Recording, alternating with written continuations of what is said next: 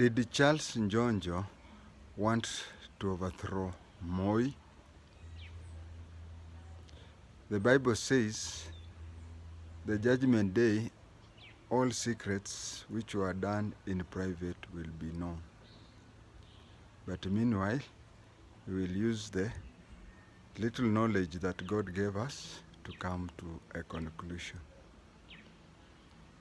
To me, I doubt whether Charles Njonjo wanted to overthrow Moi. We have seen each coming government, whenever it wants to postpone a problem, it sets up an inquiry so that we will go through the inquiry, you give evidence, you do whatever. The government has this false impression that after listening to the inquiry, people will forget. But there are some occasions, like the inquiry into Ouko's death, you find that the day when Biwott was supposed to give evidence, Moi realized that under cross-examination, Biwott would crack. And so he disbanded the commission and set two agents, one of them Barnabas Lubisia, and the head of ex-department in Nyati House, to go and place wiretapping in the judge's room. So we had a Njonjo inquiry, and I think it was set for psyching people up in a certain way. I do believe, in my personal capacity and as a professional in the profession that I had, that Njonjo did not want to overthrow Moi. But the reality is that I want to give two realities among many. One, Moi wanted the August coup, 82 August coup, to happen so that the real Moi now comes out. You know, he wanted to come out of Kenyatta's Nyayo.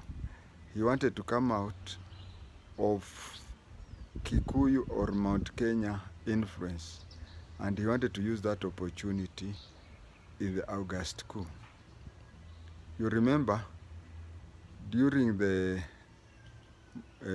Kenyatta succession, they came up with this false story about Ngoroko and about a secret channel from officers' mess in Nakuru to State House Nakuru. That one I've covered elsewhere. So, after doing away with change the constitution team ya kina Kiika Kimani, now it was the turn for Moi to turn against those who had assisted him. In politics, especially in Kenya, once you win and you have a weak opposition, then you form an opposition within yourself. We had KANU A, KANU B, and even when NAC took over in 2002, and KANU became a shadow of its former self, then NARC broke into two because of MOU. Even right now, as we speak, if Azimio dies, you'll find that within Kenya Kwanza, two strong teams, or two, or mostly two, but at times three or so, will merge and they'll fight each other. So after doing away with the Kiika Kimani and change the constitution, in all purposes, between the time Jomo Kenyatta died and August 3rd, 1982, Njonjo was the effective president. There's a time when Salim Lone, a journalist, visited Moi in the office at Harambee House. Moi welcomed him well, and as they were talking, the telephone rang. And when the phone rang, Moi picked it up. The secretary was telling him that Njonjo has come. And suddenly he told Salim Lon that the interview has been suspended, but he has a visitor. Then Njonjo entered, and Njonjo entered without shoes. He was in his socks, and he had champagne bottle and a glass with him. And he asked Moi, na huyu ni nani? It was so intimidating that Moi behaved the way a chief behaves when a DO visits his office. Said, this is a reporter, we are just having a small talk, kitu kama hiyo.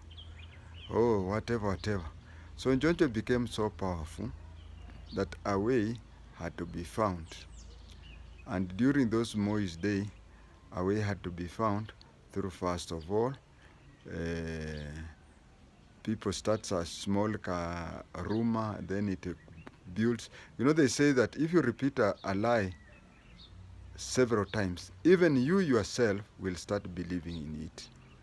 So they started, and then somebody here starts and says, okay, there is a foreign country which, it is so so planned that somebody in the West can say there is somebody whom a foreign country is grooming to be the president. And then somebody from the East says, and that person. So you find that all these things lead to everybody knowing that person without naming the person. Then there is a time when Njonjo came back to Kenya, and some newspapers, a cartoonist came and said, tunasikia msaliti amerudi. So it was a way of preparing people and telling people that it is Njonjo. And on the day I completed my recruit training course in Kiganjo, that is the day Moise said that no ministers no members of the cabinet or even permanent secretaries would leave the country without a written permission from his office. That thing is there till today. Just like when I was covering Tom Mboya, I said that the age limit for 35 years was placed there because of Tom Mboya. So this thing about civil servants going out, they must seek for permission from the office of the president, started on that day. And that is when Elijah Mwangale was tipped and told to go and mention in parliament that the person who everybody is talking about is Njonjo. The many years I've stayed on this earth, I've come to discover that unapotafutwa, saa zingine kisirani huja inakutokezea. Kisirani inatokea tu hivi. So I don't know where Andrew Mudhemba now came up. Andrew Mudhemba came up with his story. He went and tried to buy some guns from Air Force men, and then that one was also added. But you see, if Andrew Mudhemba would have succeeded, and it was so funny, because Andrew Mudhemba knew already that he was going to win the case, and that is why he even organized. When he was released, already people were cooking in his house. So he went to his house and people started celebrating. So there was even a question of how did he know the judgment? That one added to that. But then, even if Mudhemba would have gotten the firearms that he required, they would have only fitted a platoon. How can a platoon overthrow the government? It is almost impossible. Unless the platoon surrounds the president and shoots him dead, or even places him under house arrest. Lastly, there is this question that did Charles Njonjo organize for a coup attempt in 1982? I do believe that he never organized for a coup attempt in 1982. Although Raila came out of detention and gave evidence that they organized with Ochuka because they knew that Charles Njonjo was going to overthrow, and if he overthrew the government, his would have been worse than Moi's. I know some, if you want to, I know some viewers will come out with emotions, but I'll ask those who want to come out with emotions to go and check in the archives the evidence that Raila gave before the Njonjo inquiry. It is there in black and white. So Njonjo, according to me, never organized the August 82 coup. But then there are some people who lead you. You may be going somewhere, someone anakuambia pita hii kichochoro, kumbe ana wakoro wake uko mbele. Moi wanted Kibaki and Njonjo to counter-check each other. That's why he influenced for Njonjo to resign as the Attorney General and contest the Kikuyu constituency seat. And you know, those days, Njonjo used also to speak loudly that he admired countries which had a minister for justice and constitutional affairs.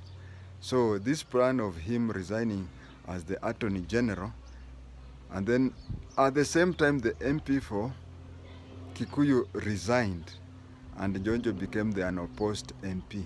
Although I've been to Kino and I'm told that development were there during Njonjo's time. Moi was in the picture and Moi organized it.